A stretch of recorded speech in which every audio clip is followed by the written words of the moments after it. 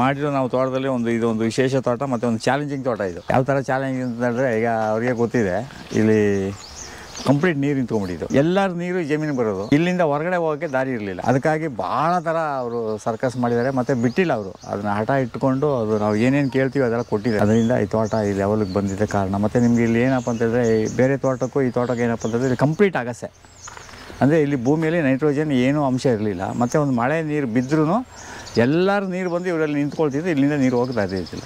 ನಾವು ಗುಂಡಿ ತೆಗಿಬೇಕಾದ್ರೆ ನೀರು, ಗಿಡ ನೆಡಬೇಕಾದ್ರೆ ನಾವು ಹಂತವಾಗಿ ಒಂದು 4-5 ಸ್ಟೆಪ್ ಮಾಡ್ಕೊಂಡ್ವಿ. ಅದರಲ್ಲಿ ಚರಂಡಿಗಳೆಲ್ಲ ತೆಗೆದು ಆಮೇಲೆ ಅದನ್ನು ಹಂತವಾಗಿ ಇಲ್ಲಿಂದ ಬಂದು ಮನೆ ಗಂಟೆ ಒಂದು ಸಲ, ಮನೆಯಿಂದ ಸ್ವಲ್ಪ ಅಲ್ಲಿ ಮೂಲೆಗೆ ರೋಟೋವೇಟ್ರೆಲ್ಲ ಹೊಡಲಿಕ್ಕೆ ಅದಕ್ಕೆ. ಅದರಿಂದ ಏನಾಗ್ತದೆ, ಇಲ್ಲಿ ಭೂಮಿಲಿ ಆರ್ಗಾನಿಕ್ ಕಾರ್ಬನ್ನು ಡೆವಲಪ್ ಮಾಡಬೇಕು ಅನ್ನೋದು ಒಂದೇ ಒಂದು ಉದ್ದೇಶದಿಂದ ಈ ಅಗಸೆಯನ್ನು ನಾವು ಇಲ್ಲಿ ಹೆಚ್ಚು ಗಮನ ಕೊಟ್ಟಿದ್ದೀವಿ. ಬಾಕಿ ಆ್ಯಸ್ ಇಟ್ ಈಸ್ ಬೇರೆ ಗಿಡಗಳು ಏನೇನಿದೆ ಆ ಗಿಡಗಳಿದೆ. ಇಲ್ಲಿ ಈ ವಾತಾವರಣಕ್ಕೆ ನುಗ್ಗೆ ಬರಲಿಲ್ಲ ಮತ್ತು ಗ್ಲಿರಿಸಿಡಿಯನೂ ಬರಲಿಲ್ಲ. ಇಲ್ಲಿ ನೀರು ಜಾಸ್ತಿ ಆಯಿತು ಅಂದಾಗ ಏನಿಲ್ಲ, ಕಂಪ್ಲೀಟ್ ನೀರೇ ಅದು ನಿಮ್ಮದು ಬೇಕಾದ್ರೆ. ಇವರ ಶ್ರೀಮತಿಯವರ ಸಪೋರ್ಟಿಂದ ಶ್ರೀಮತಿಯವರೇ ಅವರ ಗಮನ, ಅವರು ಒಂದು ಸಲ ಮಾತ್ರ ನಮ್ಮ ತೋಟಕ್ಕೆ ಬಂದರು. ಅವ್ರ ತೋಟ ನಾವು ಒಂದು 60-70 ಸರಿ ಬಂದಿದ್ದೀವಿ. ಎಲ್ಲ ಥರ ಕೋಆಪ್ರೇಟ್ ಮಾಡಿದ್ದಾರೆ. ಮತ್ತು ಪ್ರತಿಯೊಬ್ಬರು ಬೆಂಗಳೂರು ಮೈಸೂರಿನಲ್ಲಿರೋರು 1 ಏಕರ್ನ ಒಬ್ಬರು ಸರಿ ಮಾಡ್ಕೊಂಡು ಸಾಕಿದ್ದಾರೆ. ಜಾಸ್ತಿ ಮಾಡೋದು ಬೇಡ ಅವರು, 1 ಏಕರ್. ಇವತ್ತು ನಾವೆಲ್ಲ ದೊಡ್ಡದಾಗಿ ಭಾಷಣ ಮಾಡ್ತೀವಿ, ದೊಡ್ಡ ಮಠಾಧಿಪತಿಗಳೆಲ್ಲ ಅಂತಾರಾಷ್ಟ್ರೀಯ ಮಟ್ಟದಲ್ಲಿ ಅವರು ಶಬ್ದ ಮಾಡ್ತಾರೆ. ಅದು ನಮ್ಗೆ ಬೇಕಾಗಿಲ್ಲ. ಪ್ರತಿ ಕುಟುಂಬ 1 ಎಕರೆ ಮಾಡಿಕೊಂಡ್ರೆ ಸಾಕು. ಲಾಭ ನಷ್ಟ ಬೇರೆ, ಪ್ರಕೃತಿಗೆ ಲಾಭ ಎಷ್ಟಾಗಿದೆ ಅನ್ನೋದು ಇವಾಗ ಹೇಳ್ತಾರೆ. ಅದು ನಾವು ಆಕ್ಸಿಜನ್ ಉಳಿಸೋಕ್ಕೆ, ಆಮೇಲೆ ಏನು ಹೇಳ್ತಾರೆ, ಇಂಗಾಲದ ಡೈಆಕ್ಸೈಡನ್ನು ಕಡಿಮೆ ಮಾಡೋಕ್ಕೆ ಬೇರೆ ದೊಡ್ಡ NGOs ಮತ್ತು ದೊಡ್ಡ ಕಂಪನಿಯವರು ಸಾವಿರಾರು ಕೋಟಿ ಸಬ್ಸಿಡಿ ತಗೊಳ್ತಾ ಇದ್ದಾರೆ. ಇಂಥ ರೈತನ ಗುರುಸ್ಕೊಡ್ಬೇಕು. ಯಾಕೆಂದರೆ ಇಲ್ಲಿ ಒಂದು 7ರಿಂದ 8, 10, 12 ಸಾವಿರ ಗಿಡ ಸ್ವಲ್ಪ ಇದನ್ನು ಕಂಟ್ರೋಲ್ ಮಾಡ್ತಾರೆ. ಇದು ಪ್ರತಿ ಒಂದು ಕುಟುಂಬ 1 ಎಕರೆನ ಮಾಡಿಕೊಂಡ್ರೆ ನಾವು ಸಮೃದ್ಧಿಯಾದ ಕರ್ನಾಟಕವನ್ನು ನಾವು ಖಂಡಿತ ನೋಡ್ತೀವಿ. ಅದರಲ್ಲಿ ಯಾವುದೇ ಅನುಮಾನ ಇಲ್ಲ. ಎಲ್ಲ ಕಡೆ ನೋಡ್ತಾ ಇದ್ದೀನಿ ಹೊಂಗೆ ಗಿಡನ. ಆ ಹೊಂಗೆ ಗಿಡದಲ್ಲಿ ಏನಾಗ್ತದೆ, ವಾತಾವರಣದಲ್ಲಿರೋ ರೈಜೋಬಿಯಂ ಬ್ಯಾಕ್ಟೀರಿಯಾಗಳನ್ನ ಎಳ್ಕೊಂಡು ಎಲೆಗಳ ಮೂಲಕ ಅದೇನು ಮಾಡ್ತದೆ, ಬೇರೆ ಗಂಟೆಗೆ ಆದಷ್ಟು ಸಪ್ಲೈ ಮಾಡ್ತದೆ. ಓಕೆ. ಇನ್ನು ಉಳಿದಿದ್ದ ಭಾಗನ ಏನು ಮಾಡ್ತದೆ, ಈ ಎಲೆ ಕೆಳಗಡೆ ಬಿಟ್ಟಾಗ ಅದೇ ಭೂಮಿಗೆ ನೈಟ್ರೋಜನ್ ಸಿಗ್ತದೆ. ಓಕೆ. ಈ ಹೊಂಗೆ ಗಿಡ ಒಂದೇ ಮಾಡೋಕ್ಕಾಗೋದು. ಇದ್ರಲ್ಲಿ ನೈಟ್ರೋಜನ್ ಫಿಕ್ಸ್ ಆಗುತ್ತೆ. ಅಯ್ಯೋ ಅದ್ಭುತ ಇದು. ಮತ್ತು ಎರಡನೇದು, ಹೊಂಗೆ ಗಿಡ ಪಕ್ಕದಲ್ಲಿ ನೀವು ನಿಂತರೆ ನಿಮ್ಗೆ ಯಾಕೆ ಕೂಲ್ ಆಗೋದು? ತಂಪಾಗುತ್ತೆ. ಯಾಕೆ ಅಂತ ಹೇಳಿದ್ರೆ ಎಲ್ಲ ಗಿಡಗಳು ಬಾಷ್ಪ ವಿಸರ್ಜನೆ ಮಾಡ್ತವೆ. ಇದು ತನ್ನ ನೀರನ್ನು ಎಲೆಕ್ಕೆ ಪಕ್ಕದಲ್ಲಿ ಕೆಳಗಡೆ ಇಟ್ಕೊಂಡಿರ್ತದೆ. ಇದು ಬಾಷ್ಪ ವಿಸರ್ಜನೆ ಮಾಡೋದು. ಓಕೆ. ಅಂದ್ರೆ ಎಲ್ಲ ಪ್ರಕೃತಿಯಲ್ಲಿ ನೀರನ್ನು ಬಿಡುತ್ತೆ. ಆವಿ ಮಾಡಿಸ್ತದೆ. ಹೌದೌದು. ಅದಕ್ಕೆ ಬಾಷ್ಪ ವಿಸರ್ಜನೆ ಅಂತ. ಬಾಷ್ಪ ವಿಸರ್ಜನೆ ಅದ್ ಮಾಡಿದಾಗ ಈ ಎಲೆ ಏನ್ ಮಾಡ್ತಂತ ಹೇಳಿದ್ರೆ, ತನ್ನ ಎಲೆ ಕೆಳಗಡೆ ಇಟ್ಕೊಂಡಿರ್ತದೆ ನೀರನ್ನ. ಅದರಿಂದ ನಮ್ಗೆ ಹೊಂಗೆ ಮರದ ಪಕ್ಕದಲ್ಲಿ ನಿಂತ್ಕೊಂಡಾಗ ಎಲ್ಲರಿಗೂ ತಂಪಾಗೋದೇ ಅದಕ್ಕೆ ಕಾರಣ. ತೋಟದಲ್ಲಿ ಹಾಕಲ್ವ ಸರ್ ಹೊಂಗೆ ಹಾಕಲ್ಲ ಅಂತ ಹೇಳಿದ್ರೆ ಅವ್ರಿಗೆ ಏನಿಲ್ಲ, ದುಡ್ಡು ಬರ್ಬೇಕಷ್ಟೇ. ಹೊಗೆ ಗಿಡ ಹಾಕ್ಬೇಕು, ದಾಳಿಂಬೆ ಗಿಡ ಹಾಕ್ಬೇಕು, ಇಲ್ಲ ಯಾವ್ದಾದ್ರು ಒಂದು ಗಿಡ ಹಾಕ್ಬೇಕಷ್ಟೇ. ಅವ್ರಿಗೆ ಏನು ಎಲ್ಲ ದುಡ್ಡಲ್ಲಿ ಲೆಕ್ಕ ಹಾಕ್ತಾ ಇದಾರೆ ಅವರು. ಏನು ಬರ್ತದೆ ನನಗೆ ಲಾಭ? ಹೌದು. ಅರಳಿ ಗಿಡದಲ್ಲಿ ಏನೂ ಲಾಭ ಇಲ್ಲ, ಹತ್ತಿ ಮರದಲ್ಲಿ ಲಾಭ ಇಲ್ಲ, ಬಿಲ್ಪತ್ರೆಯಲ್ಲಿ ಲಾಭ ಇಲ್ಲ, ಅಮೃತ ಬಳ್ಳಿಲಿಲ್ಲ, ಇನ್ಸುಲಿನ್ಲಿಲ್ಲ, ಹೊಂಗೆಲಿಲ್ಲ ಅಂತ ಹೇಳ್ತಾರೆ. ಇವರಿಗೆ ಅನಾರೋಗ್ಯ ಆದಾಗ ಗ್ರಂಥಿ ಅಂಗಡಿಗೆ ಹೋಗಿ ಅದರದೇ ದುಡ್ಡು ಕೊಡ್ತಿರ್ತಾರೆ. ಓಕೆ. ಏನು ಬೇಡ, ಒಂದೇ ಎಕ್ಸಾಂಪಲ್ ನಿಮಗೆ. ಚಾಮರಾಜನಗರದಲ್ಲಿ ಆಕ್ಸಿಜನ್ ಕೊರತೆಯಿಂದ ಜನ ಸತ್ತರು ಅಂತ ಹೇಳಿದ್ರ? ಹೌದು. ಅಲ್ಲ, ದೇವರು ಮುನಿಸ್ಕೊಂಡ ಮೇಲೆ ಜನ ಸತ್ತರು ಅಂತ ಹೇಳಿದ್ರೆ ಕರೋನಾ ಬಂದ ಟೈಮ್ನಲ್ಲಿ ಆಕ್ಸಿಜನ್ ಕೊರತೆಯಿಂದ 12 ಜನ ಒಂದೇ ದಿನ ಸತ್ತೋಗ್ತಾರೆ ಒಂದು ಆಸ್ಪತ್ರೆಯಲ್ಲಿ. ಆಕ್ಸಿಜನ್ನ ಉತ್ಪನ್ನ ಮಾಡೋದು ಮೇನ್ ಗಿಡನೇ ನಿಮ್ಮ ಅರಳಿ ಗಿಡ, ಆಲದ ಮರ, ಹತ್ತಿ ಮರ, ಅಡಿಕೆ, ತೆಂಗು. ಇವು ನಿಮಗೆ ಆಕ್ಸಿಜನ್ ಉತ್ಪಾದನೆ ಮಾಡೋದು. ಹೌದು. ಇದೆಲ್ಲ ದುಡ್ಡಲ್ವಾ? ಇದರಲ್ಲಿ ದುಡ್ಡು ಬರೀ ತೆಂಗಿನಕಾಯಿ ಮಾತ್ರ ದುಡ್ಡ ನಿಮಗೆ. ಹಳ್ಳಿ ಮರದಲ್ಲಿ ಈಗ ನೀವು ಇನ್ನೇನು ಬರೋ ತಿಂಗಳಲ್ಲಿ 30 ದಿನ ಮೂಲತೋ ಬ್ರಹ್ಮರೂಪಾಯ ಮದೇತೋ ವಿಷ್ಣು ರೂಪಿಣಿ ಅಗ್ರತ ಶಿವರೂಪಾಯ ವೃಕ್ಷರಾಜಾಯ ನಮಃ ಅಂತ ಪ್ರದಕ್ಷಿಣೆ ಹಾಕ್ತಾರೆ ಹಳ್ಳಿ ಮರದ ಕೆಳಗಡೆ. ಪ್ರದಕ್ಷಿಣೆ ಅಂತ ಹೇಳಿದ್ರೆ ಈ ವೃಕ್ಷಗಳಲ್ಲಿ ಅದು ರಾಜ. ಮತ್ತೆ ಆ ಟೈಮಲ್ಲಿ ಜನರಿಗೆ ಚಳಿ ಇರ್ತದೆ. ಆ ಚಳಿ ಟೈಮ್ನಲ್ಲಿ ಜಾಸ್ತಿ ಹೊತ್ತು ಒದ್ಕೊಂಡು ಮಲ್ಕೊಳ್ತಾರೆ. ಆ ಟೈಮಲ್ಲಿ ಅವ್ರ ಆರೋಗ್ಯ ಸುಧಾರಣೆ ಆಗಲಿ ಅಂತ ಹೇಳ್ಬಿಟ್ಟು ಏನು ಮಾಡ್ತಾರೆ ಅಂದರೆ 108 ರೌಂಡ್ ಹಾಕಿ ಅಂತ ಹೇಳ್ತಾರೆ. 108 ರೌಂಡ್ ಹಾಕೋದ್ರಿಂದ ಏನಾಗ್ತಂತಾರೆ, ಆ 108 ರೌಂಡ್ ಹಾಕಿದ್ರೆ ಒಂದು 15ರಿಂದ 20 ನಿಮಿಷ ಅರಳಿ ಮರದ ಕೆಳಗಡೆ ಇರ್ತಾನೆ. ಆಗ ಶುದ್ಧವಾದ ಆಮ್ಲಜನಕ ಬರ್ತದೆ ಅವನ ದೇಹಕ್ಕೆ. ಹೌದು. ಬರಿಗಾಲಲ್ಲಿ ನಡೀತಾನೆ, ಆಕ್ಯುಪ್ರೆಷರ್ ಆಗುತ್ತೆ. ಹೌದು. ಆಮೇಲೆ ಎಷ್ಟೋ ಜನರಿಗೆ ಈ ಗರ್ಭಧಾರಣೆ ಆಗದೆ ಇರೋರ್ಗೂ ಸಮೇತ ನಿಮ್ಮ ಅರಳಿ ಮರದ ಕೆಳಗಡೆ ಪ್ರದಕ್ಷಿಣೆ ಹಾಕಿದಾಗ 99 ಭಾಗ ಗರ್ಭಧಾರಣೆ ಆಗುವ ಅವಕಾಶಗಳು ಅವ್ರ ದೇಹಕ್ಕೆ ತಾನಾಗೇ ಬರ್ತದೆ. ಅದು ಓಕೆ. ಆ ಶಕ್ತಿ ಬರ್ತದೆ. ಆ ಅರಳಿ ಎಲೆಯಲ್ಲಿ ಆಕ್ಸಿಜನ್ ಅಂಶ ಜಾಸ್ತಿ ಇರ್ತದೆ. ಮತ್ತು ಆಮೇಲೆ ಏನಾಗ್ತಂದರೆ ಅರಳಿ ಗಿಡ ಆ ಸುತ್ತಮುತ್ತ ಇರೋ 1-2 ಕಿಲೋಮೀಟರ್ ಅಷ್ಟು ದೂರದಲ್ಲಿರುವಂಥ ನಿಮ್ಮ ಏನು ಇಂಗಾಲದ ಡೈಆಕ್ಸೈಡ್ ಅಂತ ಹೇಳ್ತೀರಾ, ಆ ಇಂಗಾಲದ ಡೈಆಕ್ಸೈಡನ್ನು ಹೀರ್ಕೊಂಡು ಆಮ್ಲಜನಕವನ್ನು ಯಥೇಚ್ಛ ಕೊಡೋ ಗಿಡ ಅಂತಿದ್ರೆ ನಂಬರ್ 1 ಗಿಡ ಅಂದ್ರೆ ಅರಳಿ ಮರ. ಅರಳಿ ಮರ ಒಂದು ಅರಳಿ ಮರ ಸುತ್ತಮುತ್ತ 2 ಕಿಲೋಮೀಟರ್ ದೂರದಿಂದ ಅದು ಕವರ್ ಮಾಡುತ್ತಾ ಅಷ್ಟು ಪವರ್. ಅದಕ್ಕೇನೆ ಅಶೋಕನ ಕಾಲದಲ್ಲಾಗ್ಲಿ ಮೈಸೂರು ಮಹಾರಾಜರ ಕಾಲದಲ್ಲಾಗ್ಲಿ ಬೆಂಗಳೂರಿಂದ ಮೈಸೂರಿಗೆ ಹೋಗೋ ರೋಡು ಅಥವಾ ಬೆಂಗಳೂರಿಂದ ಮಡಿಕೇರಿಗೆ ಹೋಗೋ ರೋಡಲ್ಲಿ ಎಡಗಡೆ ಬಲಗಡೆ ಅರಳಿ ಮರ ಆಲದ ಮರನೇ ಹಾಕಿದ್ದು. ಇವತ್ತು ನಾವು ವಿಜ್ಞಾನ ವೈಭವೀಕರಿಸ್ತೀವಿ, ನಮ್ದು ಸೈನ್ಸು ಟೆಕ್ನಾಲಜಿ ಭಾರಿ ಸ್ಪೀಡ್ ಅಂದ್ಬಿಟ್ಟು ಅರಳಿ ಮರ ತೆಗೆದಾಕ್ಬಿಟ್ಟು ಅಷ್ಟೇ ಹೊಸ ಆಸ್ಪತ್ರೆಗಳನ್ನ ಸೃಷ್ಟಿ ಮಾಡಿದಿರಲ್ಲ, ಇದು ವಿಜ್ಞಾನನ? ಇದು ಅಭಿವೃದ್ಧಿನ? ಹೌದು.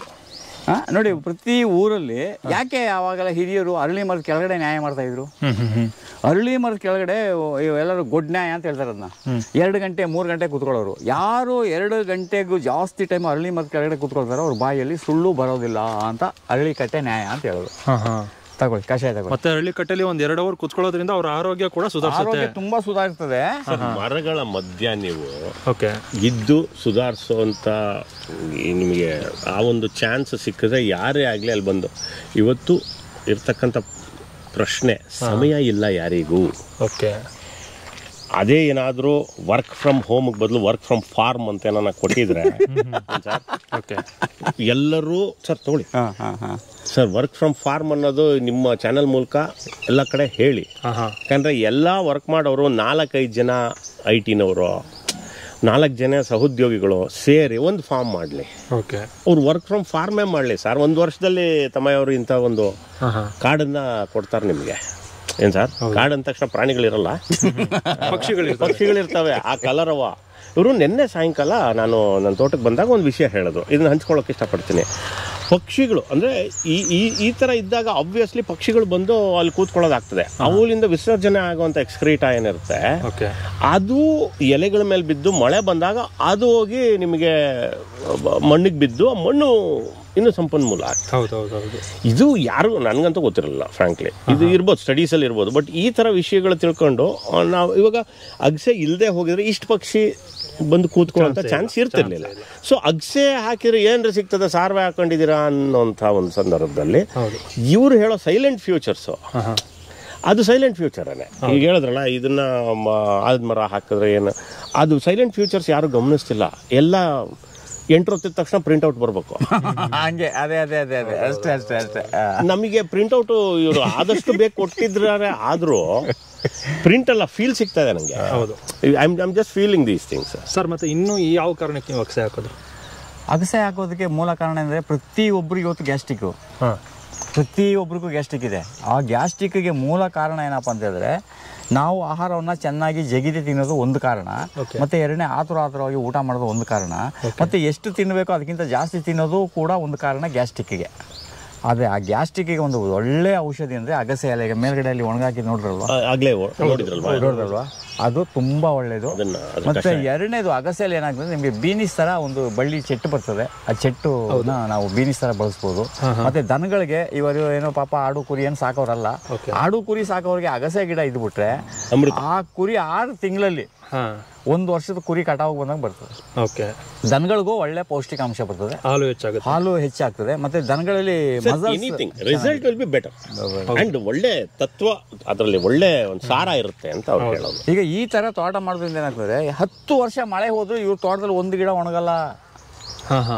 ಯಾಕೆಂದ್ರೆ ಇದು ಕಾಡು ತರ ಆಗ್ಬಿಡ್ತದೆ. ಕಾಡಲ್ಲಿರೋ ಮರ ಗಿಡಗಳಿಗೆ ಯಾರು ನೀರು ಹಾಕ್ತಾರೆ? ಹೌದು, ಯಾರು ನೀರು ಹಾಕ್ತಾರೆ ಕಾಡಿನಲ್ಲಿರೋ ಗಿಡಗಳಿಗೆ? ಅವು ಅಲ್ಲಿ ಇಲ್ಲಿ ಮಾವಿನ ಹಣ್ಣು ಬರೋ ಟೈಮಲ್ಲಿ ಅಲ್ಲೂ ಮಾವಿನ ಹಣ್ಣು ಬರುತ್ತೆ, ಇಲ್ಲಿ ನೇರಳೆ ಹಣ್ಣು ಬರುವಾಗ ಅಲ್ಲೂ ನೇರಳೆ ಹಣ್ಣು ಬರುತ್ತೆ. ಹೌದು, ಮತ್ತೆ ಅದಕ್ಕೆ ಯಾವ ರೀತಿ ರೋಗ ನಿರೋಧಕ ಶಕ್ತಿ ಸ್ವಾಭಾವಿಕವಾಗಿ ಬರ್ತದೋ ಅದೇ ರೀತಿ ಈ ಥರ ತೋಟಕ್ಕೆ ಜನ ಹೇಳ್ತಾರೆ, ಈಗ ಕಾಡು ಬಿಟ್ಕೊಂಡ್ಬಿಟ್ಟಿದ್ದೀರಿ, ಮಣ್ಣನ್ನು ರೆಡಿ ಮಾಡ್ಕೊಳ್ಳಿ, 1 ಎಕರೆ ಮಣ್ಣು ರೆಡಿ ಮಾಡಿ, ಒಬ್ರು ಗಿಡ ನಿಮ್ಮಂತ ಆನಾಗೆ ಬರುತ್ತೆ, ಡೆವಲಪ್ ಮಾಡ್ತಾರೆ. ಮತ್ತೆ ಈಗ ಪೆಪ್ಪರು, ವಿಳೆದೆಲೆ.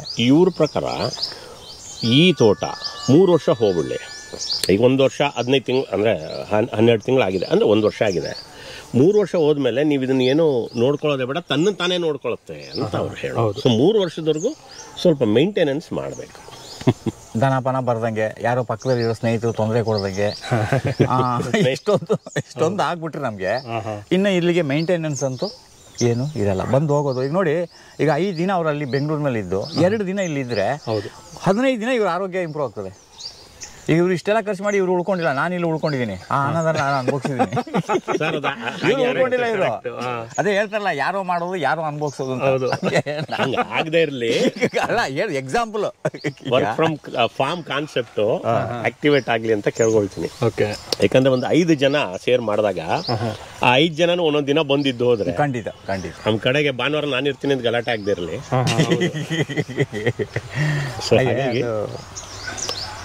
ಸ್ವಲ್ಪ ಒಂದು 3 ಶ್ರೀಮತಿ ಅವ್ರದ್ದು ಒಂದು ವಾಯ್ಸ್ ಮೆಸೇಜ್ ಕಳಿಸಿ, ಅದು ಒಂದು ಇರ್ಲಿ.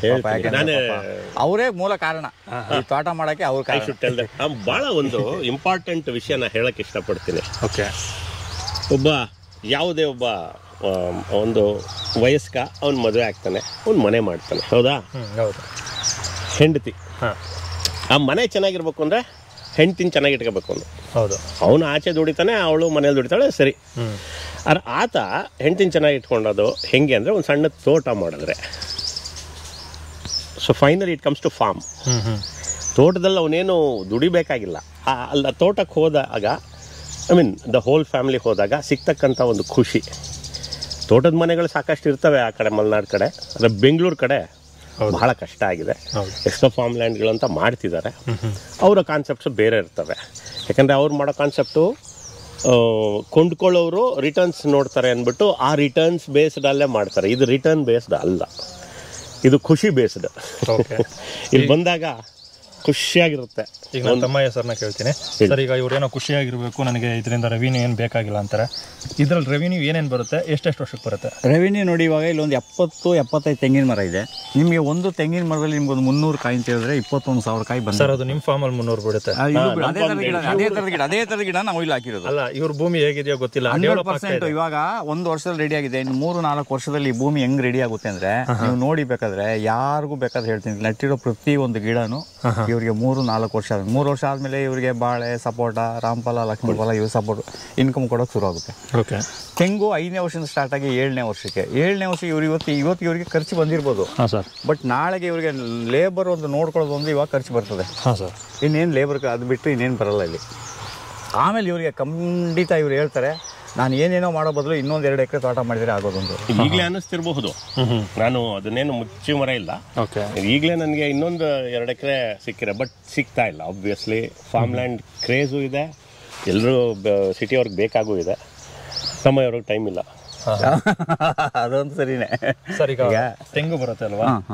ಅಗಸೆ ಎಷ್ಟು ವರ್ಷ ಹಿಂಗೆ ಇರುತ್ತೆ? ಅಗಸೆಯಲ್ಲಿ ಈಗ ನಿಮ್ಮ ಪೆಪ್ಪರ್ ಇರುತ್ತೆ, ವಿಳ್ಳೆದೆಲೆ ಇರುತ್ತೆ.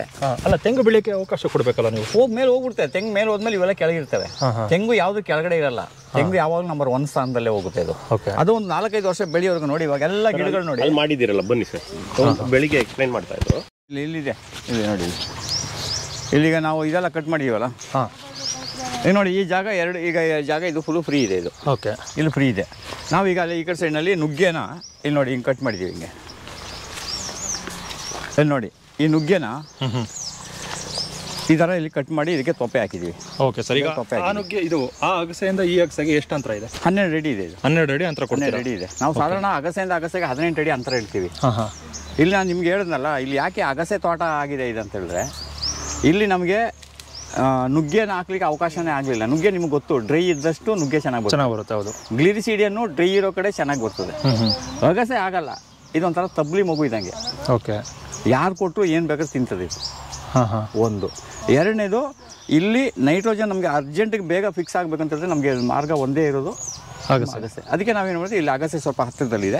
ಈಗ ನುಗ್ಗೆ ಗಿಡನ ನಿಮಗೆ ಈ ರೀತಿಲಿ ನಾವು ಯಾಕೆ ಕಟ್ ಮಾಡ್ತೀವಿ ಅಂತ ಹೇಳಿದ್ರೆ, ಇಲ್ಲಿ ನೋಡಿ, ಇಲ್ಲಿ ಹೀಗಿದೆ ಅಲ್ವಾ, ಈ ಗಿಡ ಹಿಂಗೆ ಕಟ್ ಮಾಡಿ ನಮಗೆ ಒಂದು ಸಮಯ ಮೇಲೆ ಹೋಗಿ ಕಾಯಿ ಸಿಕ್ಕು ಅಂತ ಇಟ್ಕೊಳ್ಳಿ. ನಿಮಗೆ ಕಿತ್ಕೊಳ್ಳೋಕೆ ಕಷ್ಟ ಆಗ್ತದೆ, ಹಾರ್ವೆಸ್ಟಿಂಗ್ ಮಾಡೋಕೆ ಕಷ್ಟ ಆಗ್ತದೆ. ಅದಕ್ಕೆ ಏನು ಮಾಡ್ತೀವಿ, ನಾವು 4ರಿಂದ 5 ಅಡಿ ಒಳಗೆ ಕಟ್ ಮಾಡ್ತೀವಿ. 5 ಅಡಿ ಒಳಗಿಂದ ಕಟ್ ಮಾಡಿಬಿಟ್ರೆ ಇಲ್ಲಿ ನಿಮಗೆ ಹೊಸ ಚಿಗುರು ಬರೋದೆಲ್ಲ ಕೈ ಸಿಕ್ಕಕ್ಕೆ ಶುರು ಆಗುತ್ತೆ. ಕೌಲು ಹೊಡಿಯುತ್ತಲ್ಲ, ಕೌಲು ಹೊಡಿಯುತ್ತೆ. ಈಗ ನೋಡಿ, ಇಲ್ಲಿ ಹಿಂಗೆ ಮಾಡಿದ್ದಾರೆ. ಇಲ್ಲಿ ನೋಡಿ, ಇಲ್ಲಿ ಸೈಡಲ್ಲಿ ಕವರ್. ಈಗ ಈ ಗಿಡಕ್ಕೆ ನಿಮಗೆ ಬಿಸಿಲು ಬೇಕಲ್ವಾ? ಈಗ ನೋಡಿ, ಇವಾಗ ಈ ಗಿಡ ನಾವು ಎಲ್ಲಿ ಫ್ರೀ ಮಾಡಿದ್ದೀವಿ, ಇಲ್ಲಿ ಕಂಪ್ಲೀಟ್ ಇಲ್ಲಿ ಬಿಸಿಲು ಸಿಗುತ್ತೆ. ಅದು ನಿಮಗೆ 1 ವರ್ಷ 2 ವರ್ಷ ಇಲ್ಲಿ ಇರಬೇಕು. ಆಮೇಲೆ ಅದು ನಿಮ್ಗೆ ಏನಿದೆ ಡೆವಲಪ್ ಆಗೋದು. ಈಗ ಈ ಅಕ್ಸೆಸ್ ಅಲ್ಲಿ ಎಷ್ಟು ಅಡಿ ಉದ್ದ ಇದೆ ಇಲ್ಲಿ? ಯಾವುದು? ಈಗ ಒಂದು 150 ಅಡಿ ಇದು ಉದ್ದದಷ್ಟು ರೋಡ್. ಆ ಕಡೆ ಸೈಡ್ ಒಂದು 15 ಅಡಿ ರೋಡ್ ಬಿಟ್ಟಿದ್ದೀವಿ, ಈ ಕಡೆ ಸೈಡ್ ಒಂದು 15 ಅಡಿ ರೋಡ್ ಬಿಟ್ಟಿದ್ದೀವಿ. ಯಾಕೆಂದರೆ ನಾವು ಯಾವುದೇ ತೋಟ ಮಾಡಬೇಕಾದ್ರೆ ಮುಂದೆ ಫ್ಯೂಚರಲ್ಲಿ ನಮ್ಮ ಪ್ರಶಾಂತ್ ಜಯರಾಮ್ ಹೇಳ್ದಂಗೆ ನಮಗೆ ಫಸ್ಟ್ ರಸ್ತೆಗಳು ನಿರ್ಮಾಣ ಮಾಡ್ಕೋಬೇಕು ನಾವು. ಈಗ ನಾಳೆಗೆ ಏನೋ ಒಂದು ಸಾಗಿಸ್ಬೇಕು. ಲೇಬರ್ ಇವತ್ತು ಸಿಕ್ಕೋ ಲೇಬರ್ ನಾಳೆ ಸಿಗ್ತಾರೆ ಅಂತ ಹೇಳೋಕ್ಕಾಗಲ್ಲ. ಲೇಬರೇ ಇಲ್ಲದಿರುವಂಥ ದಿನವೂ ಬರುವಂಥದ್ದು ಕಾಲ ತುಂಬ ದೂರ ಏನಿಲ್ಲ. ಹೌದು, ಬಂದಾಗಿದೆ. ಆಯಿತಾ? ಆಗ ನಾವೇನು ಮಾಡಬೇಕು, ಬರಬೇಕು, ಇಲ್ಲಿ ಬಿದ್ದಿದ್ದನ್ನ ತಗೊಳ್ಬೇಕು. ಆ ಕಡೆ ಸೈಡ್ಗೂ ನೋಡಿ, ಈ ಕಡೆ 150 ಅಡಿ, ಈ ಕಡೆ ಒಂದು 75 ಅಡಿ ಹೆಜ್ಜೆ ನಡಿಬೇಕು, ಈ ಕಡೆ ಒಂದು 70 ಹೆಜ್ಜೆ ನಡೆದ್ಬಿಟ್ರೆ 2 ಕಡೆ ರೋಡ್ ಸಿಕ್ತು. ಓಕೆ. ಇಲ್ಲಿ ಬೆಳೆದಿದ್ದು ಏನಾದ್ರೆ ತಗೊಂಡೋಗಿ ನಾವು ಅಲ್ಲಿ ಇಟ್ಕೊಳ್ಬೋದು. ಇಲ್ಲ ನಿಮಗೆ ತೊಂದರೆ ಆಯಿತು ಅಂದರೆ ಒಂದು ಚಿಕ್ಕದೊಂದು ಗಾಡಿನ ನೀವು 6 ಅಡಿ ಒಳಗಡೆ ತಳ್ಕೊಂಡು ಬರ್ಬೋದು. ಇಲ್ಲಿ ತಳ್ಕೊಂಡು ಬಂದು ನೀವು ತುಂಬಿಸ್ಕೊಂಡು ಆರಾಮಾಗಿ ಹೋಗ್ಬೋದು. ಅದಕ್ಕೆ ರಸ್ತೆಗೆಲ್ಲ ಏನು ತೊಂದರೆ ಏನಾಗಿಲ್ಲ. ಮತ್ತು ನುಗ್ಗೆ ಗಿಡನ ನೀವೆಲ್ಲ ಯಾರಾದರೂ ಇದ್ರೆ ನೋಡಿ, ಈ ಥರ ಅದೇ ಹೇಳ್ತಾರಲ್ಲ, ಮಕ್ಕಳನ್ನ ಹೊಡೆಸಾಕು, ನುಗ್ಗೆನ ಕಡಿಸಾಕು ಅಂತ. ಹೌದು. ಕಡಿಬೇಕಾದ್ರೆ ಈ ಲೆವೆಲಲ್ಲಿ ಸಮವಾಗಿ ಕಟ್ಕೊಳ್ಬೇಕು. ಕಟ್ ಮಾಡಿಕೊಂಡು ಮೆಲ್ಲಿಗೆ ಹಿಂಗೆ ಇಳಿಸ್ಕೊಂಡು ನೀವೇನು ಮಾಡಬೇಕು, ಈ ಇದಕ್ಕೆ ನಿಮ್ಮ ತೊಪ್ಪೆ, ದೇಸಿ ಹಸುವಿನ ತೊಪ್ಪೆ ಇದೆಯಲ್ಲ, ದೇಸಿ ಹಸುವಿನ ತೊಪ್ಪೆನ ತಂದ್ಬಿಟ್ಟಿದ್ದೀರಾ ಈಗಲೂ? ಇಲ್ಲಿ ನೋಡಿ, ಇಲ್ಲ ಹಾಕ್ತಾ ಇದ್ದೀವಿ, ಇದು ನೋಡಿ ಹಿಂಗೆ ಹಾಕ್ಬಿಟ್ರೆ ಅದ್ರ ಪಳಗದಿರುತ್ತೆ. ಇದು ಅದು ಬಿಸಿಲಲ್ಲಿ ಚೆನ್ನಾಗಿ ಒಣಗಿಬಿಡುತ್ತೆ. ಚೆನ್ನಾಗಿ ಒಣಗಿಬಿಟ್ಟಾಗ ನೀವು ಬೇಕಾದ್ರೆ ಈ ತೊಪ್ಪೆ ನೋಡಿ 2 ವರ್ಷ ಆದರೂ ತೊಪ್ಪೆ ಇಲ್ಲೇ ಇರುತ್ತೆ. ಇವೆಲ್ಲ ಚಿಗುರಿತಾ ಇರ್ತದೆ. ಪುನಃ ಚಿಗುರೋದು, ಪುನಃ ಮಾಡೋದು. ಹಾಕುವಾಗ ನಾವೇನು ಮಾಡಬೇಕು ಅಂದರೆ ದೇಶಿ ಹಸುವಿನ ತೊಪ್ಪೆನ ಹಾಕಬೇಕು. ಮತ್ತು 2ನೇದಿನ ನೀವು ಕ್ಲೀನ್ ಮಾಡ್ಕೊಳ್ಬೇಕಾದ್ರೆ ಈ ಸಣ್ಣದಾಗಿ ಕಟ್ ಮಾಡ್ಕೋಬೇಕು. ಈ ಕಟ್ ಮಾಡಿಕೊಂಡು ನೋಡಿ ಎಲ್ಲವನ್ನು ಸಣ್ಣ ಕಡ್ಡಿಯಾಗಿ ಹಿಂಗೆ ಹೊಡ್ಕೊಳ್ಳಿ. ಹಿಂಗೆ ಹೊಡ್ಕೊಳ್ಳಿ. ರೈತರದ್ದು ಇನ್ನೊಂದು ವಿಶೇಷ ಇದೆ, ಜಮೀನಿಗೆ ಹೋಗುವಾಗ ಬರೀ ಕೈಯಲ್ಲಿ ಹೋಗ್ತಾರೆ. ಹೋಗ್ಬೇಕು, ಮಚ್ಚೋ, ಕುಡ್ಲೋ, ಒಂದು ಹಗ್ಗನೋ, ಏನೋ ಒಂದು ಒಟ್ಟಿನಲ್ಲಿ ಏನೋ ಒಂದು ಕೈಯಲ್ಲಿ ಇರಬೇಕು. ಹೌದು. ಅದನ್ನೆಲ್ಲ ನೋಡಿನೇ ಮಳೆ ಬೆಳೆ ಆಗೋದು. ಇವನು ಬರೀ ಕೈಯಲ್ಲಿ ಗಾಡಿಯಲ್ಲಿ ಎಕ್ಸಿಲೇಟ್ ಕೊಟ್ಕೊಂಡು ಹೋಗ್ತಾನೆ. ಹೌದು. ಆ ಥರ ಈ ನೋಡಿ, ಈ ಥರ ಆದರೆ ಹ್ಯೂಮಸ್ಸು. ಹೌದು. ನೀವು ಬೇಕಾದ್ರೆ ಅಲ್ಲೇ ಬಿಟ್ಬಿಡ್ಬೋದು. ಗೆದ್ಲುಳು ಎಲ್ಲ ಮೇಯ್ಕೊಳುತ್ತೆ. ಮೇಯ್ಕೊಳ್ತೆ. ಇದು ನೀವು ನಡ್ತೀರಾ ನೋಡಿ, ನಡೋದಾದರೆ ಇಷ್ಟಪ್ಪದ ಕಡ್ಡಿ ತಗೊಂಡು, ಇಷ್ಟಪ್ಪದ ಕಡ್ಡಿ ತಗೊಂಡು ನೀವು ನಟ್ಬಿಟ್ಟು ಅಲ್ಲಿಗೆ ತೊಪ್ಪೆ ಹಾಕ್ಬಿಟ್ರೆ ಆಗೋಯ್ತು. ಇವತ್ತು ಬೆಳಿಗ್ಗೆ ಸ್ವಲ್ಪ ಅಲ್ಲೆಲ್ಲ ನಡೆಸಿದ್ದೀವಿ. ಆ ಥರ ಇದನ್ನ ಮಾಡ್ಬೋದು. ಹಾಂ ಸರ್. 12 ಅಡಿ ಮಧ್ಯ ಈ ಸಾಲು ಬರುತ್ತೆ. ಬರುತ್ತೆ. ಗಿಡ ಬರುತ್ತೆ ಸರ್ ಎಲ್ಲಿ? ಇಲ್ಲೇನಾಗುತ್ತೆ ಅಂದರೆ ಒಂದು 6 ಅಡಿಗೆ ಒಂದೊಂದು ಗಿಡ ಬರುತ್ತೆ, 10 ಅಡಿಗೆ ಒಂದೊಂದು ಗಿಡ ಬರುತ್ತೆ. ಅದು ಬೇರೆ ಬೇರೆ ಜಾತಿಯ ಗಿಡಗಳು ಬರುತ್ತೆ. ಅಂದರೆ 5 ಲೇಯರ್ ಸಿಸ್ಟಮ್ ಇಲ್ಲಿ. ಈಗ ಯಾಕೆಂತ ಹೇಳಿದ್ರೆ ನಾವು ಪಂಚತರಂಗಿಣಿ ಸಿಸ್ಟಮ್ ಅಂತ ಹೇಳ್ತೀವಲ್ವಾ, ಒಂದು ಗಿಡ ಮೇಲೆ ಹೋದಾಗ ಒಂದು ಮಿಡ್ಲಲ್ಲಿ ಇರಬೇಕು, ಇನ್ನೊಂದು ಬಾಟಮ್ನಲ್ಲಿ ಇರಬೇಕು. ಇದಕ್ಕೆಲ್ಲ ಟಾಪು ಇಲ್ಲೇನು ಮಾಡಿದ್ವಿ ಅಂದರೆ ಈ ಬಾರ್ಡ್ರಲ್ಲಿ ಮಾತ್ರ ತೆಂಗು ಹಾಕಿದ್ದೀವಿ ಇಲ್ಲಿ. ನಮ್ಮ ನಾರಾಯಣ ರೆಡ್ಡಿ ಅವ್ರ ಮೆಥಡು. ಬೇಲಿಯಿಂದ ಒಳಗಡೆ 15 ಅಡಿ, 15 ಅಡಿ 15 ಅಡಿಗೆ ತೆಂಗು. ಸರ್. ಅವಾಗ ನೀವು 15 ಅಡಿ ತೆಂಗು ಹಾಕಿದಾಗ ಏನಾಗ್ತಂದರೆ, ಸರ್, ನೀವು ಎಲ್ಲ ಕಡೆನೂ ತೆಂಗು ಹಾಕಿದ್ರೆ ನಿಮ್ಗೊಂದು 40 ಗಿಡ 45 ಗಿಡ ಬರೋದು ಹೆಚ್ಚು. ಸರ್. ಆದರೆ ಈ ಮೆಥಡಲ್ಲಿ ಹಾಕಿದಾಗ ನಿಮಗೆ 2 ಎಕರೆಯಲ್ಲಿ ಹಾಕುವಷ್ಟು ತೆಂಗಿನ ಗಿಡನ 1 ಎಕರೆಯಲ್ಲಿ ಹಾಕೋಬೋದು ನಾವು. ಅಂದರೆ ಇಲ್ಲಿ ಎಷ್ಟು ಕೂತಿದೆ ತೆಂಗಿನ ಗಿಡ? ಈಗ ಒಂದು 75 ಕುಂತಿದೆ. 75 ತೆಂಗಿನ ಗಿಡ ಕೂತಿದೆ ಇಲ್ಲಿ. ಬಾರ್ಡ್ರು 15 ಅಡಿ ಅಂತರ ಕೊಟ್ಟಿದ್ರಲ್ಲ ಸರ್? 15 ಅಡಿ, ಗಿಡದಿಂದ ಗಿಡಕ್ಕೆ 15, ಬೇಲಿಯಿಂದ 15. ಬೇಲಿಯಿಂದ 15. ಇದ್ರ ಅಡ್ವಾಂಟೇಜ್ ಏನು ಸ್ವಲ್ಪ? ಇದರ ಅಡ್ವಾಂಟೇಜ್ ಏನಪ್ಪ ಅಂತ ಹೇಳಿದ್ರೆ, ಈಗ ನಮ್ಮಲ್ಲಿ ತುಂಬ ಜನ ರೈತರು ಏನು ಮಾಡ್ತಾರೆ ಅಂದರೆ ಬೇಲಿ ಪಕ್ಕದಲ್ಲಿ ತೆಂಗಿನ ಗಿಡ ನೆಡ್ತಾರೆ. ಈಗ ನೋಡಿ, ಈಗ ನೀವು ಆ ಕಡೆ ತೋಟ ನೋಡ್ಬೋದು. ಹೌದು. ಬೇಲಿ ಪಕ್ಕದಲ್ಲಿ ಹಾಕಿದ್ದಾರೆ. ಅದೇನಾಗುತ್ತೆ ಅಂದರೆ ಸ್ವಲ್ಪ ದೊಡ್ಡದಾಗಿ ಬಂದಮೇಲೆ ಆ ತೆಂಗಿನಕಾಯಿ ಈ ಕಡೆ ಬೀಳೋ ಚಾನ್ಸಸ್ ಜಾಸ್ತಿ. ಬೇಲಿಯಿಂದ ಹತ್ತಿರದಲ್ಲಿ ತೆಂಗಿನಕಾಯಿ ತಪ್ಪಿದ್ರೆ ಗರಿ ಎಲ್ಲ ಈ ಕಡೆ ಬೆಳೆ ಶುರು ಆಗುತ್ತೆ. ಅವಾಗ ಬೇಲಿನೂ ಒಂದು ಡ್ಯಾಮೇಜ್ ಆಗುತ್ತೆ. 15 ಅಡಿ ಇಲ್ಲಿ ಇರೋದ್ರಿಂದ, ಇಲ್ಲಿ 15 ಅಡಿ ನಿಮ್ಗೆ ಇಲ್ಲಿರೋದ್ರಿಂದ ಇದು ಯಾವುದೇ ಕಾರಣಕ್ಕೂ ಗರಿ ಆ ಕಡೆಗೂ ಬಿಡಲ್ಲ, ತೋಟದೊಳಗೆ ಬಿಡುತ್ತೆ, ಗರಿನೂ ಆ ಕಡೆ ಬಿಡಲ್ಲ. ಮತ್ತೆ ನಾಳೆ ನಿಮ್ಗೆ ಇದು ಪರ್ಮನೆಂಟ್ ರೋಡ್. ಇದು ಪರ್ಮನೆಂಟ್ ರೋಡು. ಈ ರೋಡ್ನಲ್ಲಿ ನೀವು ಜೀಪ್ ಆದ್ರೂ ಹೋಗ್ಬೋದು, ಬೈಕ್ ಆದ್ರೂ ಹೋಗ್ಬೋದು, ಟ್ರ್ಯಾಕ್ಟರ್ ಆದ್ರೂ ಹೋಗ್ಬೋದು, ಎಲ್ಲ ಥರದ ನೀವು ಸಂಚಾರಕ್ಕೆ ಈ ರೋಡನ್ನು ಬಳಸ್ಕೊಳ್ಬೋದು. ಅದು ಬಿಟ್ಟು ಬೇಲಿ ಇಲ್ಲಿ ಜಟ್ರೋಪ್ ಹಾಕಿದ್ದೀವಿ. ಜಟ್ರೋಪದಿಂದ ಇದು SBM ಹಾಕಿದ್ದೀವಿ, ಸಿಲ್ವರು, ತುರ್ಬೇವು, ಮಹಾಗನಿ. ಮೇನ್ ಕೆಲವು ಗಿಡಗಳು ಏರುಪೇರು ಆಗೋ ಕಾರಣ ಏನಪ್ಪ ಅಂದರೆ ನೀರಿನ ಏಟು ಜಾಸ್ತಿ ಇಲ್ಲಿ. ನೀರಿನ ಏಟು ಜಾಸ್ತಿ ಆಗಿ ಅದನ್ನು ನೋಡ್ಕೊಂಡು ಕಂಟ್ರೋಲ್ ಮಾಡಿಕೊಂಡೆ ಇದನ್ನು ಮಾಡ್ಕೊಂಡಿದ್ದು. ಇದಕ್ಕೆ ಪೆಪ್ಪರೆಲ್ಲ ಹಾಕ್ಬೋದು. ಅಲ್ಲ ಸರ್, ಈಗ ತೆಂಗಿಗೆ ಇಲ್ಲಿ 15 ಅಡಿ ಸಾಕಾಯಿತು ಅಂತರ? 15 ಅಡಿ ಸಾಕು. ಗರಿ ಟಚ್ ಆಗಲ್ವಾ? ಗರಿ ಇಲ್ಲ, ಗಿಡ ಅಡ್ಜಸ್ಟ್ ಮಾಡ್ಕೊಂಡು ಹೋಗ್ತದೆ. ಅಡ್ಜಸ್ಟ್ ಮಾಡ್ಕೊಳುತ್ತೆ. ತೆಂಗು ಅಡ್ಜಸ್ಟ್ ಮಾಡ್ಕೊಳುತ್ತೆ, ಅಡಿಕೆ ಅಡ್ಜಸ್ಟ್ ಮಾಡ್ಕೊಳ್ಳಲ್ಲ. ಅಡಿಕೆ ಅಡ್ಜಸ್ಟ್ ಮಾಡ್ಕೊಳ್ಳಲ್ಲ, ತೆಂಗು ಅಡ್ಜಸ್ಟ್ ಮಾಡ್ಕೊಳ್ಳುತ್ತೆ. ತೆಂಗು ಅಡ್ಜಸ್ಟ್ ಮಾಡ್ಕೊಂಡು ಹೋಗ್ತದೆ. ಅಡಿಕೆ ಏನು ಮಾಡ್ತದೆ, ಅದು ನೇರವಾಗಿ ಹೋಗ್ತದೆ. ಸರ್, ನಾನು ಒಂದು ಕಡೆ ನೋಡಿದ್ದೀನಿ, ತೆಂಗು ಎಕ್ಸ್ ಆಕಾರದಲ್ಲಿ ಬಂದಿದೆ. ಒಂದು ಕಡೆ ಹಿಂಗೂ ಹೋಗಿದೆ, ಹಿಂಗೂ ಹೋಗಿದೆ. ಹೌದು, ಮುಟ್ಟಲ್ಲ, ಮಾತ್ರ ಒಂದಕ್ಕೊಂದು ಮುಟ್ಸ್ಕೊಳ್ಳಲ್ಲ. ಅದು ಹೆಂಗ್ ಅಡ್ಜಸ್ಟ್ ಮಾಡ್ಕೊಂಡಿದೆ ಅದ್ರ ಜಾಗನ ಅಂದ್ರೆ, ಗಿಡಕ್ಕೆ ತೆಂಗಿನ ಗಿಡಕ್ಕೆ ಅಡ್ಜಸ್ಟ್ ಮಾಡ್ಕೊಂಡು ಹೋಗೋಷ್ಟು ಗುಣ ನಿಮ್ಮ ಯಾವ ಗಿಡಕ್ಕೂ ಬರಲ್ಲ. ಅಡಿಕೆ ನೀವು ಅಕ್ಕಪಕ್ಕ ಹಾಕಿದ್ರು ಬರಲ್ಲ, ಯಾವ್ದೋ ಒಂದು ಬರುತ್ತೆ. ಹೌದೌದೌದು. ಇದು ಎರಡೂ ಬರುತ್ತೆ, ಬೇರೆ ಬೇರೆ ದಿಕ್ಕಲ್ಲಿ ಹೋಗುತ್ತೆ. ಬೇರೆ ಬೇರೆ ದಿಕ್ಕಲ್ಲಿ ಹೋಗುತ್ತೆ, ಬೇರೆ ಬೇರೆ ದಿಕ್ಕಲ್ಲಿ ಹೋಗ್ಕೊಂಡು ಅದನ್ನೂ ಉಳಿಸುತ್ತೆ, ಇದನ್ನೂ ಉಳಿಸುತ್ತೆ. ಅದೇ ಸರ್, ಅದೇ ಅದ್ರ ಮೇಲೆ ಹೋಗಕ್ಕೆ ಯಾವ್ದನ್ನ ಇಷ್ಟ ಬಿಡಲ್ಲ. 10 ಅಡಿಲೂ ಇರುತ್ತೆ ತೆಂಗು. ಹೌದು, ಅದು ಬಂದಿರುತ್ತೆ. ಅದು ಬಂದಿರುತ್ತೆ. 25 ಅಡಿಲಿ ಇರುತ್ತೆ, ಅದು ಬಂದಿರುತ್ತೆ. ಇದು ಚೆನ್ನಾಗಿ ಗಮನಿಸಿದ್ರಿ ನೀವು. ಅದೊಂದು ವಿಶೇಷ ಅದು. ನೋಡಿ, ಇದೆಲ್ಲ ಆಲ್ ಸ್ಪೈಸ್. ಇದು ಆಲ್ ಸ್ಪೈಸು. ಆಮೇಲೆ ಅದು ಹನುಮಫಲ, ಪಪ್ಪಾಯ, ಬಾಳೆ. ಹನುಮಫಲ ಯಾವುದು? ಹನುಮಫಲ ಇದೆ ಇದೆ ಇದು ಇದು ಇದು ಹನುಮಫಲ. ಹನುಮಫಲನ ಇದು? ಹನುಮಫಲ ಅದು ದಾಳಿಂಬೆ. ಓಕೆ. ಅದು ನುಗ್ಗೆ, ಅದು ಹಲಸು, ಎಲ್ಲ ರೀತಿಯ ಗಿಡಗಳು ಇದ್ರೊಳಗಡೆ ಇರಬೇಕು. ಅದರಲ್ಲಿ ಫಸ್ಟ್ ನಮಗೆ ರೆವಿನ್ಯೂ ಜನರೇಟ್ ಆಗೋದು ಪಪ್ಪಾಯ ಮತ್ತೆ ಪಪ್ಪಾಯ ಬೇಗ ಬರುತ್ತೆ, ಬಾಳೆನೂ ಬರುತ್ತೆ. ನಾವು ಇದನ್ನು ಅಷ್ಟೇ, ಇದನ್ನ 48 ಮಾಡಲಲ್ಲೇ ಮಾಡಿ ಆಮೇಲೆ 20 ಅಡಿ ಗ್ಯಾಪ್ ಬಿಟ್ಬಿಟ್ಟು ಓಕೆ ಮಾಡಿರೋದು. ಈಗ ಈ ಅಗಸೆ ಅಲ್ಲಿ ಏನೋ ಎಲೆ ಉದುರಿಸಿಟ್ಟಿದ್ದೀರಲ್ಲ, ಎಲೆಗಳನ್ನ ಕಿತ್ತಲ್ಲಿ ಇಟ್ಟಿದ್ದೀರಾ, ಅದರಿಂದ ಏನು ಸರ್ ಪ್ರಯೋಜನ? ಅದರಿಂದ ಏನಂತ ಹೇಳಿದ್ರೆ ನಾವು ವ್ಯಾಲ್ಯೂ ಆ್ಯಡೆಡ್ ಮಾಡ್ಬೋದು. ಇವಾಗ ಅವ್ರಿಗೆ ಪುರ್ಸೋತಿರಲ್ಲ ಪಾಪ, ಈಗ ಇಲ್ಲೇ ಒಂದು ಆಳು ಇಟ್ಕೊಂಡು ಅವನಿಗೆ ಬೇರೆ ಕೆಲಸಗಳ ಜೊತೆಗೆ ವ್ಯಾಲ್ಯೂ ಆ್ಯಡೆಡೇ ಮಾಡಪ್ಪ ಅಂತ ಹೇಳಿದ್ರೆ ಇಲ್ಲಿ ಬರೋ ಆಲ್ಮೋಸ್ಟ್ ಇನ್ಕಮ್ನ ನಾವು ಅಗಸೆ ಎಲೆಲ್ಲೇ ತಗೊಳ್ಬೋದು. ಹೆಂಗೆ ಸರ್? ಅದನ್ನ ಒಣಗಿಸಿದ್ರೆ ಒಳ್ಳೆ ಪೌಡರ್, ಒಳ್ಳೆ ರೇಟ್ ಇದೆ ಇದು. ಓಕೆ. ನೆರಳಲ್ಲಿ ಒಣಗಿಸ್ತೀರಾ? ನೆರಳಲ್ಲಿ ಒಣಗಿಸಿ 2 ದಿನ ಆದಮೇಲೆ ಸ್ವಲ್ಪ ಸ್ಮೂತ್ ಆದಮೇಲೆ ಅದನ್ನ ತಂದು 1 ದಿನ ಬಿಸಿಲಲ್ಲಿ ಇಟ್ಬಿಟ್ರೆ ಕಂಪ್ಲೀಟ್ ಎಲ್ಲ ಕರ್ಮ ಆಗುತ್ತೆ. ಆಮೇಲೆ ಅದನ್ನ ಮಿಕ್ಸಿಗೋ ಅಥವಾ ನೀವು ಕಲ್ಲಲ್ಲೋ ಕುಟ್ಟಿ ಪುಡಿ ಮಾಡಿ ಡಬ್ಬದಲ್ಲಿ ಇಟ್ಕೊಂಡ್ರೆ ಅದು ನಾವು 1 ವರ್ಷ ಆ ಪೌಡರ್ ಕೆಡಲ್ಲ. ಅದು ನಾವು ಬೇರೆ ಬೇರೆ ಕಷಾಯ ಜೊತೆಗೆ ಮಿಕ್ಸ್ ಮಾಡ್ಬೋದು, ಮತ್ತೆ ನೇರವಾಗಿ ಅದನ್ನ ಬಳಸ್ಬೋದು. ಅಲ್ಲ ಸರ್, ಈಗ ಈ ಅಗಸೆ ಇರೋದ್ರಿಂದ ಅದು ಪ್ರಯೋಜನ ಇದೆ ಹಂಗಾರೆ? ಹೌದು, ವ್ಯಾಲ್ಯೂ ಆ್ಯಡೆಡ್ ಮಾಡ್ಕೋಬೋದು. ಕಡಿಮೆ ಅಂತ ಹೇಳಿದ್ರೆ ಒಂದೇ ಗಿಡದಲ್ಲಿ ನಾವು ಸರಿಯಾಗಿ ಇಟ್ಕೊಂಡ್ರೆ ಒಂದು ಅರ್ಧದಿಂದ 1 kg ವರೆಗೂ ಅಗಸೆ ಸೊಪ್ಪನ್ನ ನಾವು ಕೀಳ್ಬೋದು. ಪ್ರತಿಯೊಂದು ಅಂದರೆ ನಾನು ಈ 1 ವರ್ಷದಲ್ಲಿ ಅನಿಸಿದ್ದು, ಈ 1 ವರ್ಷದಲ್ಲಿ ಅನಿಸಿದ್ದೇನು ಅಂದರೆ ಪ್ರತಿಯೊಂದರಲ್ಲೂ ಇದಿದೆ, ಏನೋ ಪ್ರತಿಫಲ ಇರುತ್ತೆ. ಶಾರ್ಟ್ ಕಟ್ಸ್ ಇಲ್ಲ. ಶಾರ್ಟ್ ಕಟ್ಸ್ ಇಲ್ಲ, ಅದು ಕರೆಕ್ಟ್. ಪ್ರತಿಯೊಂದರಲ್ಲೂ ನೀವು ಪ್ರತಿಫಲ ಇದೆ. ಇವಾಗ ಇಲ್ಲಿ ಒಂದೊಂದು ಎಲೆ ಇವರು ತೋರಿಸ್ತಾರಲ್ಲ, ಹಿಂಗೆ ಅಂದ್ಬಿಟ್ಟು ಇಲ್ಲಿ ನೋಡಿ ಹೆಂಗಿದೆ ನೋಡಿ ಮಣ್ಣು. ಬ್ಯೂಟಿಫುಲ್. ಈ ಆಗ್ತಾನೆ ಮಳೆ ಬಂದಾಗ ಬರೋ ವಾಸನೆ ಇದೆಯಲ್ಲ, ಇಲ್ಲೇ ಇದೆ.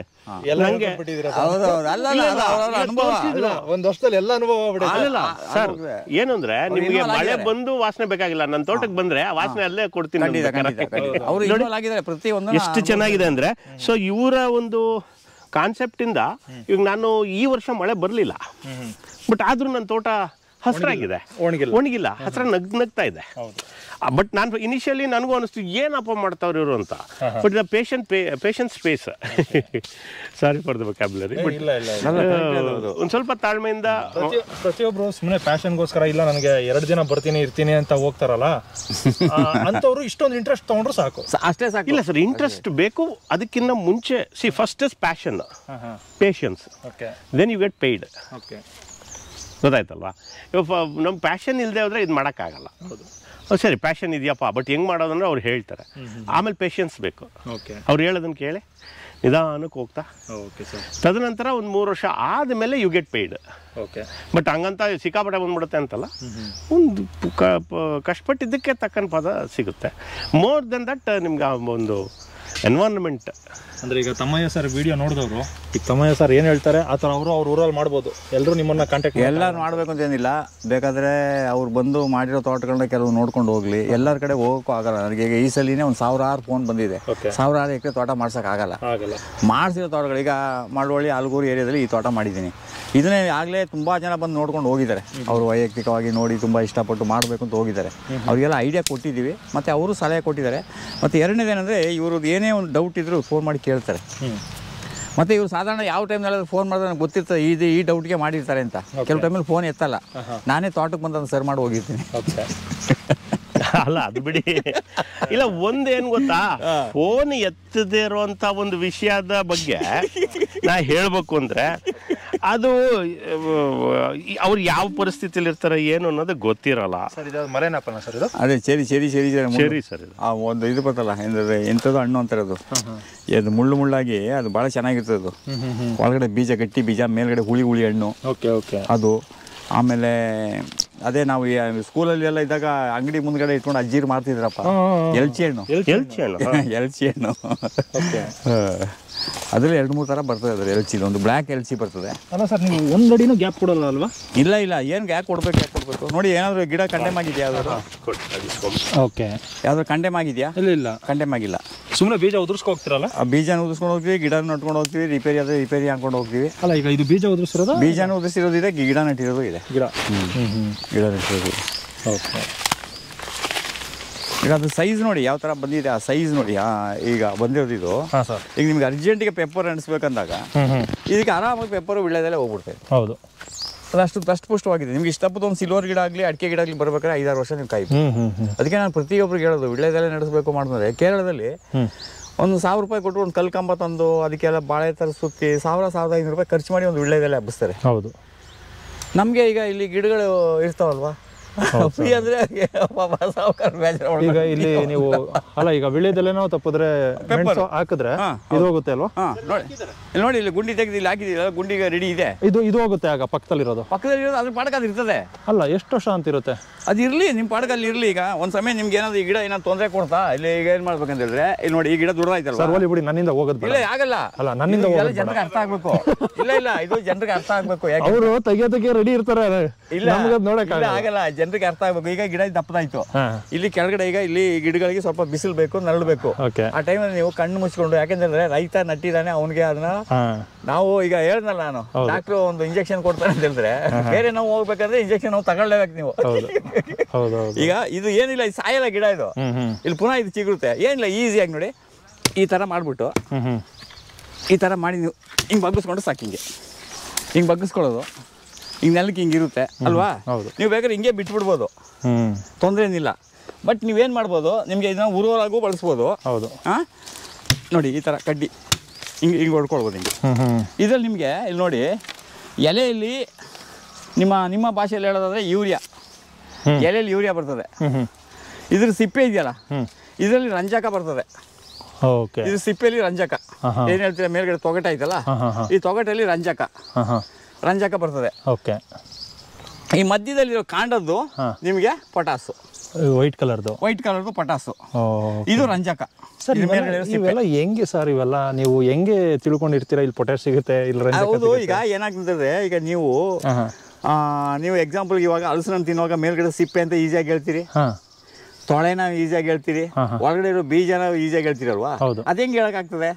ಅದು ಚಿಕ್ಕದ್ರಿಂದ ಕಲ್ತ್ಕೊಂಡ್ಬಿಡಿ. ಇದು ನಾವು ಕೃಷಿಯಲ್ಲಿ ಕಲ್ತ್ಕೊಂಡಿರೋದು ಎಕ್ಸ್ಪೀರಿಯನ್ಸ್. ಅದೇ ಸರ್, ಈಗ ನೀವು ವಿಡಿಯೋ ನೋಡ್ಬಿಟ್ಟು ಕಲ್ತ್ಕೊಳಕ್ ಆಗಲ್ಲ, ಎಕ್ಸ್ಪೀರಿಯನ್ಸ್ ಮಾಡಿ ಕಲ್ತ್ಕೋಬಹುದು ಅಷ್ಟೇ. ಮತ್ತೆ ಇದನ್ನ ಮೆಣಸು ಹಾಕಿದೀವಲ್ಲ, ಅದು ತಿರ್ಗಾ ನೆಕ್ಸ್ಟ್ ಈ ಗಿಡಕ್ಕೆ ಹೋಗ್ತದೆ.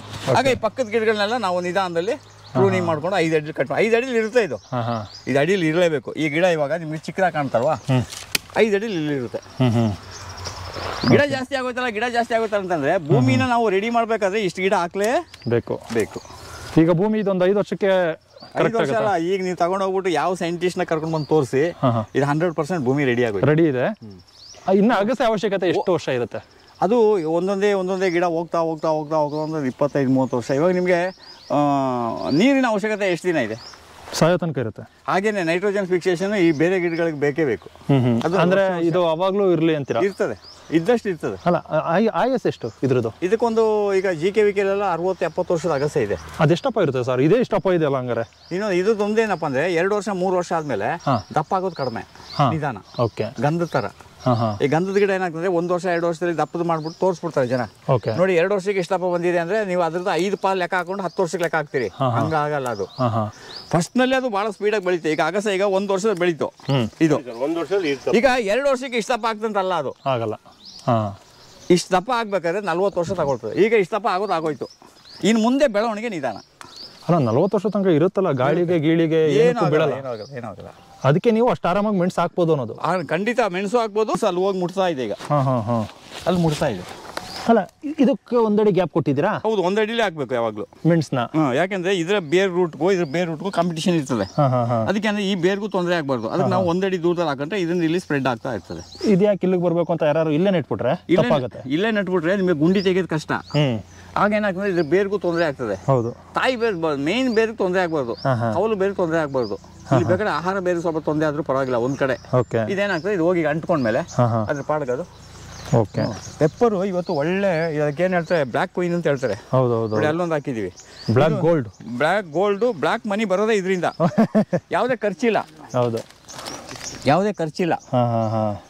ಇವತ್ತು kg 600 ರೂಪಾಯಿ ಇದೆ ಇವತ್ತು ಮಾರ್ಕೆಟಲ್ಲಿ. 5 kg ಬರಲಿ ಒಂದು ಗಿಡದಲ್ಲಿ 3000 ರೂಪಾಯಿ ಆಯ್ತು. 1 kg ಪೆಪ್ಪರ್ಗೆ ಇವತ್ತು 600 ರೂಪಾಯಿ ಇದೆ. ನಿಮ್ದು ಒಂದು ತೋಟದಲ್ಲಿ 1 ಗಿಡದಲ್ಲಿ ಒಂದು 6 kg ಬಂದ್ರೆ ಸಾಕು ನಿಮಗೆ. ಅಥವಾ 5 kg ಬಂದ್ರೂ 3,000 ರೂಪಾಯಿ ಆಯಿತು. ಬರುತ್ತಾ ಒಂದು ಗಿಡದಲ್ಲಿ? ಖಂಡಿತ ಈಗ ಈ ಪಾಲಿಬೆಟ್ಟ, ತಿತಿಮತಿ, ವಿರಾಜಪೇಟೆ ಕಡೆ ಎಲ್ಲ ಕೆಲವು ತೋಟದಲ್ಲಿ ಕೆಲವು ಮರಗಳಲ್ಲಿ 80 kg ಗಂಟ ಕುಯ್ಯೋರು ಇದ್ದಾರೆ. ಹೌದೌದು ಇದ್ದಾರೆ. 40 kg ಕುಯ್ಯೋರು ಇದ್ದಾರೆ. ಕುಯ್ದೇ ಇರೋರು ಇದ್ದಾರೆ. ಹೌದು. ಅದಲ್ಲ, ಸರಾಸರಿ ನಾನು ಹೇಳೋದು 5 kg ಕುಯ್ದ್ರೆ ಆಯ್ತು. ಈಗ ನಮ್ಮ ತೋಟದಲ್ಲಿ ನೋಡಿರಲ್ಲ, ನಮ್ಮ ತೋಟದಲ್ಲಿ ಒಂದರಲ್ಲಿ 12 kg ಇಂದ 15 kg ಬರ್ತಾ ಇದೆ. ಹಾಂ ಸರ್. ಪೆಪ್ಪರ್ ಬರುತ್ತೆ. ಮತ್ತೆ ಇಲ್ಲಿ ಏಲಕ್ಕಿ ಹಾಕ್ಸಿದ್ದೀರಾ? ಏಲಕ್ಕಿ ಇಲ್ಲಿ ಹಾಕಿಲ್ಲ, ಇನ್ನೊಂದು ಸ್ವಲ್ಪ ದಿನ ಕಳೀಲಿ ಅಂತ. ಓಕೆ.